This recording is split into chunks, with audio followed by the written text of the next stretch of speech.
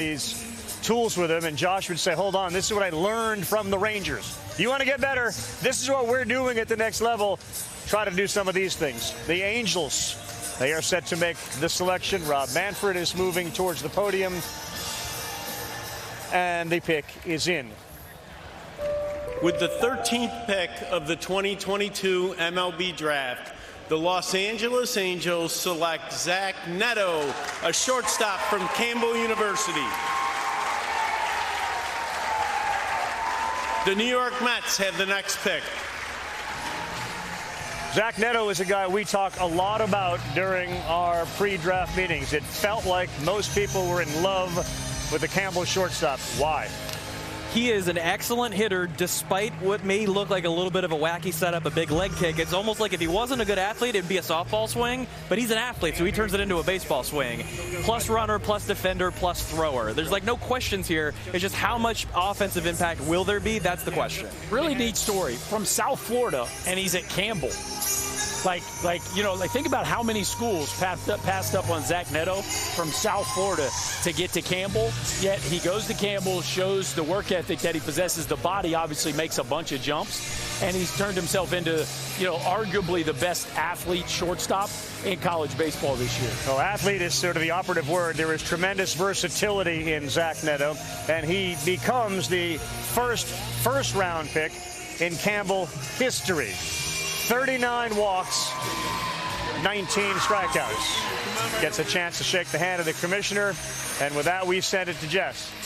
Well, the big mantra they had there at Campbell University was they call themselves nobodies from nowhere. It's a super small town in North Carolina, and one of the biggest things Zach Neto liked to talk to me about is how this Campbell University team that, by the way, made it to the postseason and did some damage every single season, is how that nobodies from nowhere mantra really paid off.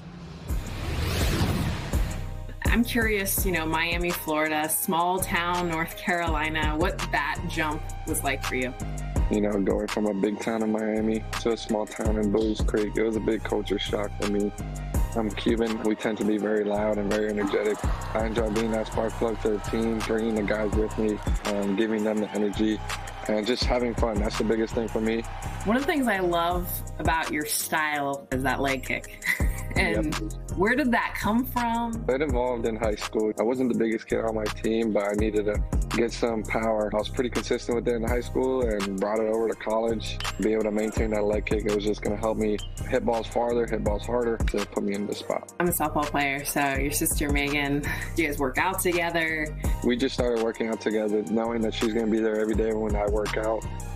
It kind of just makes me want to be better. This early season, she went up in the home run race. She kind of rubbed it in a little bit, and it kind of fueled the fire to me a little bit. So if we're going best out of Miami Coral Park High School, is it Jose Canseco or Pitbull? Pitbull, just because, I was actually able to see him one time. He's just done a lot for the school. Jose Canseco made a big name for himself, and he played on a field at our school that didn't have a fence, and the houses behind left field just didn't have it. So they ended up building like a 60-foot fence just so people wouldn't hit those houses. Rav, one of the things he had under his ball cap throughout the entire season was don't think, have fun. Eddie, you know this. His dad's from Cuba. He's from Miami. He brought a lot of that flavor to his teammates. All of them talked about how much fun with the dance moves, his personality, and his style to go along with his talent. And don't forget the Cuban cooking as well, right? The rice and beans, they had to be there. Might get a little bigger. You're projecting with the rice and beans. So what are you saying? Yeah. Second first-round pick from Campbell. I misspoke. I said first-round pick from Campbell. He is the second. What do you like about Neto? Well, let's talk about it. We talked about the interesting setup. You heard Jess talk about it. Kylie obviously mentioned it. But you look at the top of the load, right? That is a big move. But watch how fundamental he gets when he lands, right? Perfect separation position, nice and balanced. You talk about discerning pitches. He's got twice as many extra base hits as strikeouts. That last double right there is off Chase Dolander, who we're going to be calling his name a year from now. He's going to be a first-round pick, a pitcher from Tennessee. And then you watch him play middle infield. Like, he's up 90-plus off the mound. He can make all the range plays. So you're getting a real shortstop with a plus arm, and you're getting a bat that has the ability to discern balls and strikes. And the juice has evolved, right? The power has evolved. Yeah. So I think Neto is a really, really interesting prospect here. Yes, you don't have the bulk against high-level competition like you do from a big conference guy, but, man, he gives you a lot to dream on. All right, he's with Jeff. Yeah, here with Zach Neto, 13th overall pick to the Los Angeles Angels. Zach, you played shortstop at Campbell University after coming from Miami. Now you're coming out to the West Coast. What does this mean to you? Yeah, it means a lot. I couldn't stay in the hometown state, but I knew that anything could happen on draft day. So just being able to go somewhere where a team wants me and a team's going to invest in me, it's just an honor to go play over there. And I haven't been to LA a lot, so playing here is going to be an awesome. Zach, you're going to be joining a team eventually that has two of the best, if not the two best players in baseball, in Shohei Ohtani and Mike Trout. What would it be to play alongside them? Oh, for sure. I mean, everything. Mike Trout being one of the best players of all time and Shohei Ohtani making his run as the same thing. So people call me Shohei Ohtani in high school because I pitched as well. So everybody at school and back home is waiting for that Ohtani versus Neto home run derby. So I'm looking forward to it. And it'll be an honor to play with those two for sure. We got an actual home run derby on ESPN tomorrow, but let's do a fantasy one. Neto versus Ohtani home run derby. Who actually wins?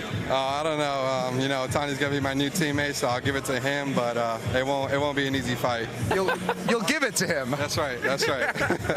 All right.